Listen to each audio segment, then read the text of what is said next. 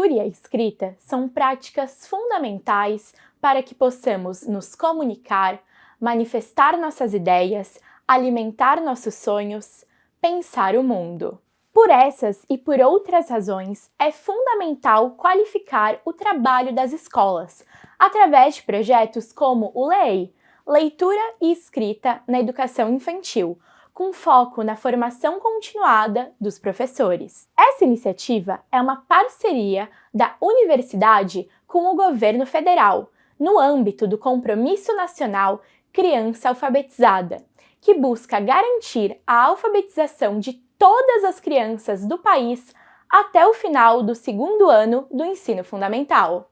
O Compromisso Nacional Criança Alfabetizada é uma política do governo federal, em que, dentro dessa política, a educação infantil ingressa com um projeto de formação de professores, que é o LEI, carinhosamente chamado por nós, todos que estamos engajados nesse projeto, que é o projeto Leitura e Escrita na Educação Infantil. Ele é uma produção feita por pesquisadores e por pessoas especialistas na área da educação infantil, que trazem uma contribuição para a formação de professores nessa temática. No caso da região sul, a URGS é a instituição responsável por coordenar na região, e ele é a expressão da perspectiva que se pensa para a educação infantil em relação à leitura e escrita. Ele tem consonância com toda a legislação voltada, que sustenta a educação infantil. Ele parte das diretrizes curriculares nacionais e é por meio desse programa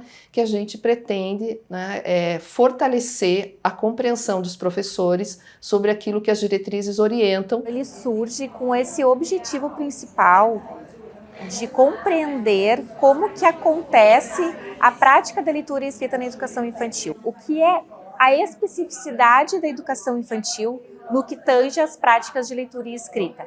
Como tornar isso significativo, como dar sentido a isso. Qual é a grande função dele? É a formação de professores. Docentes que vão desenvolver um trabalho de aproximação e apresentação da cultura escrita, da literatura infantil, do sentido e da função social da escrita para as crianças bem pequenas. Tudo que é o repertório do mundo dessa criança é conteúdo.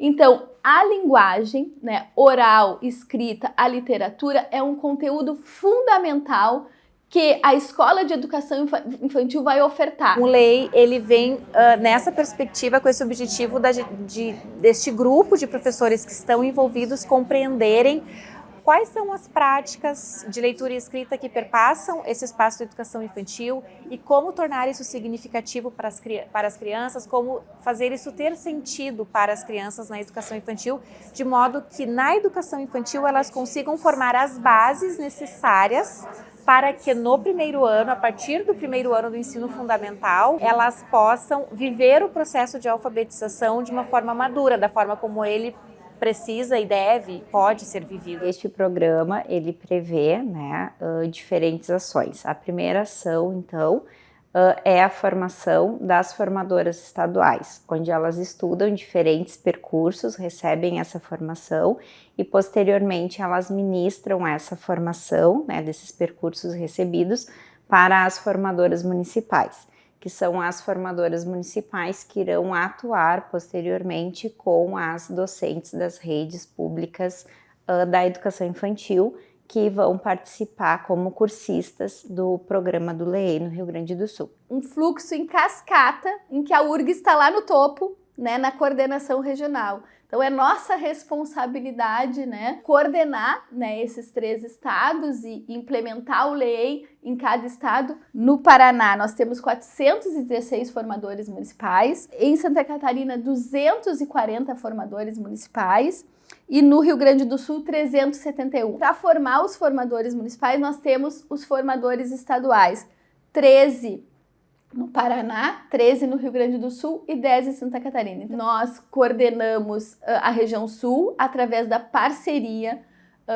com 3 universidades, que é a Federal do Paraná, a UDESC, a Universidade do Estado de Santa Catarina, e a FURG, a Federal do Rio Grande, aqui no Rio Grande do Sul. Então, são 3 universidades parceiras. Existe uma historicidade na participação da URGS na política pública, né? Principalmente a política nacional. Na área da educação infantil, ela tem uma grande história na formação de professores, tanto na formação inicial quanto na formação continuada. Toda essa carga histórica que a URGS tem também alicerça, né, a sua posição nessa coordenação regional. A lei é o único projeto dentro dessa estrutura do compromisso que é implementado por uma universidade pública, né, por 5 universidades públicas.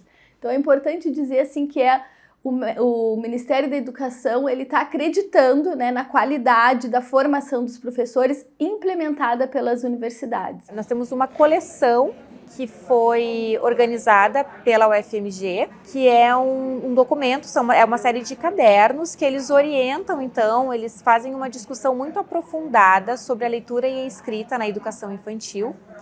E esse é um documento, esses cadernos são nosso documento base, o nosso material base para a nossa formação. O primeiro material que a coordenação regional e estadual organizou foi um caderno com os percursos formativos de cada encontro, né? A gente tem 10 encontros ao longo do LEI. Nesse material também tem um glossário em que esse professor vai poder pesquisar mais, saber mais. Também nesse material tem outros repertórios, então desde filme, literatura, materiais com linguagem, então trava-línguas, músicas, né? A ideia é que esse material, que é o percurso formativo, o nosso caderno formativo, ele possa ser pesquisado e ampliado o repertório do professor. Cada região do Brasil, a partir desses materiais, elaborou um caderno, elaborou o seu material de estudo específico. Em cada estado, nós precisamos organizar um percurso formativo, olhando para as nossas especificidades, olhando para a nossa região, olhando, né, para o tipo de oferta que o Rio Grande do Sul, o Paraná e Santa Catarina fazem. A coordenação de cada estado, a gente estudou cada material, atualizou em termos de legislação. Então, por exemplo, uma questão que não estava pensada nesse momento histórico que foi produzido o material do LEI foi a questão da educação para as relações étnico-raciais. Então, é preciso dizer que essa é uma questão hoje que está sendo, né, vivenciada por milhares de crianças, milhares de professores no Rio Grande do Sul. Inclusive tem o Tribunal de Contas, né, que tem buscado ver como que as escolas estão fazendo a implementação dessa legislação, né, para trabalhar numa educação, né, antirracista, que trabalha as questões dos povos originários. Então a gente lê os textos dos cadernos, mas a gente tem um material que é específico da região sul do país, que a gente estuda, que a gente tem as tarefas, que a gente tem as reflexões. Então a gente olha para esse material junto à coordenação estadual, a gente reflete sobre ele, a gente pensa em como qualificar as práticas de leitura e escrita, e depois esse movimento eu faço aqui com os formadores municipais. Então, os formadores municipais fazem as leituras dos textos, depois a gente faz a leitura do caderno, a gente pensa em como levar de uma forma significativa para os docentes que estão nas escolas e que vão receber essa formação.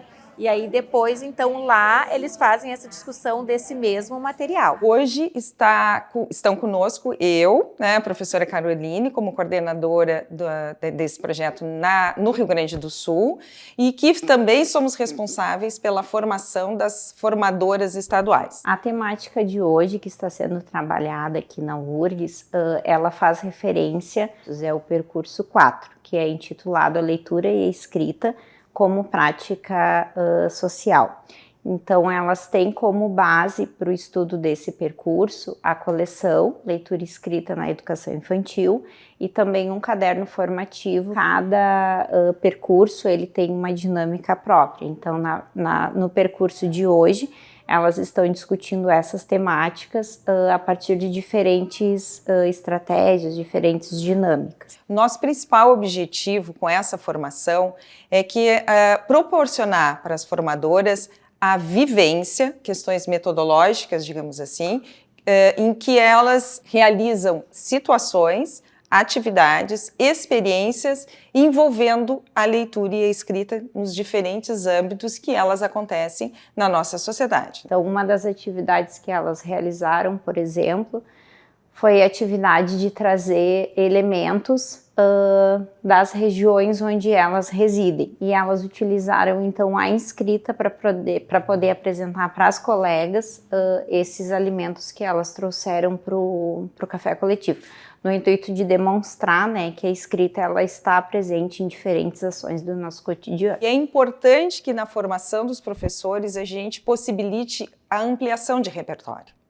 Então a gente traz, nesses momentos de formação, diferentes livros de literatura infantil, a gente sempre proporciona, em diferentes momentos, experiências que envolvam a literatura, para que a gente possa ampliar as possibilidades de histórias, de livros, da materialidade do livro, mas também as diferentes vivências, né? Aquilo que a professora vai sentir como uma experiência com aquela literatura, com aquele livro, né, com aquela atividade, seja de uma parlenda, seja da leitura, seja de uma confecção de um cartaz, de algo que a gente está fazendo ali, envolvendo a temática da literatura. O encontro de hoje ele foi dividido em 2 momentos. No turno da manhã, elas tiveram um espaço para refletir e discutir como elas têm percebido, né, a formação com o seu grupo de formadoras municipais. Durante a tarde nós teremos momentos em que elas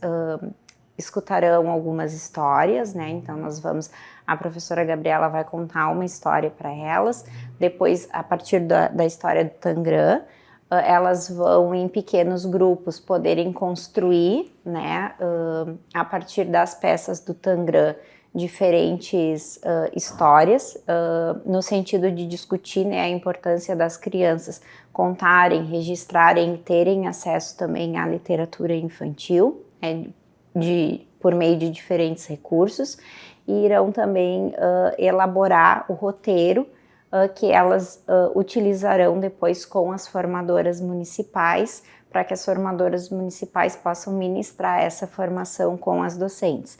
Porque nós temos a preocupação, né, de que esse roteiro, essa pauta das formações seja sempre construído coletivamente. O meu papel aqui é estar com os formadores municipais, estudando cada percurso formativo com eles, né, no que tange às crianças, às infâncias, às culturas, à docência, à prática da leitura e escrita na educação infantil, enfim, a todos esses percursos que compreendem o LEI. Então eu organizo encontros com eles, nós temos encontros mensais e é um momento bastante rico, assim, que a gente compartilha as experiências em relação ao que eles estão vivendo com os docentes, em relação ao que eles estão vivendo nos seus municípios. E o meu papel principal é olhar para cada percurso que está sendo estudado, pensar os conceitos principais de cada percurso. Por exemplo, o percurso 1 era a Constituição da Docência. Então a gente lê os textos previamente, nós estudamos os conceitos, nós pensamos as nossas práticas, organizamos atividades e isso vai sendo pensado de uma forma muito dinâmica, de forma a articular a teoria e a prática com este grupo, né? E ali, então, eu tô para fazer, na verdade, uma mediação, né, com o conteúdo que a gente está trabalhando todas juntas. Então, eu vou propondo as coisas que a gente organiza através de uma pauta, né, do encontro, e a gente vai compartilhando nossos conhecimentos, nossas práticas, nossas vivências, vendo o que realmente acontece lá na ponta com as crianças, o que realmente leitura escrita está sendo realizado, que portadores de texto, que leituras de mundo elas fazem, e o que a gente pode propiciar junto às crianças, junto às famílias, para esse crescimento na questão de se apropriar das questões que estão em volta do nosso mundo e que tem a ver com a leitura escrita, né?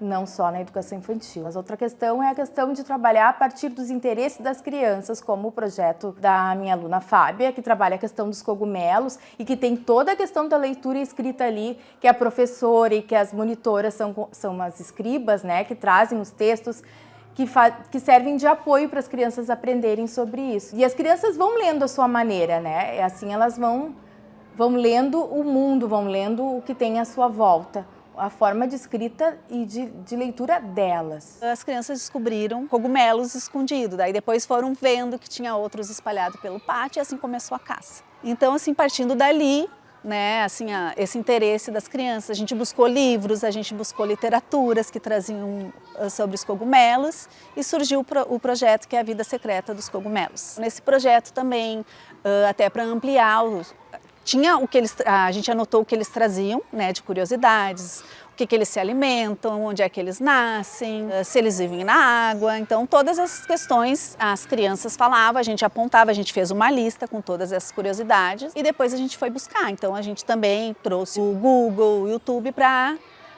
conseguir resolver, assim, buscar respostas para essas perguntas. Teve um portador de texto que é o QR Code, a gente criou o QR Code, quando vai lá tem um vídeo que daí fala sobre os cuidados, sobre o ciclo de vidas do cogumelo. Então tudo isso também faz parte, eles sabem que a partir daquele código vai direcionar um vídeo. Então daí esse projeto culminou, né, de uma ida ao mercado, eles foram ao mercado, lá eles procuraram os cogumelos, as crianças pesquisaram nas prateleiras até encontrar numa embalagem o cogumelo que eles poderiam comer. Chegando aqui, eles fizeram a degustação e depois da degustação, para ver a textura, enfim, fizeram uma atividade culinária. Daí tinha uma receita, né, daquela receita com os ingredientes, com as dosagens, eles fizeram um bolinho de champignon. Daí a gente perguntou, que nome, né, pode dar para esse champignon? Daí entre vários nomes eles elegeram o Campion. Então fizeram, degustaram, esse foi a culminância do nosso projeto. E depois eles levaram para casa, também vão levar agora a receita com todos os ingredientes para poder compartilhar com a família. Então a leitura ali, o texto sempre teve presente, o letramento. O curso ele tem sido muito proveitoso, porque tu tem a troca com outras colegas, né, vivências de outras escolas.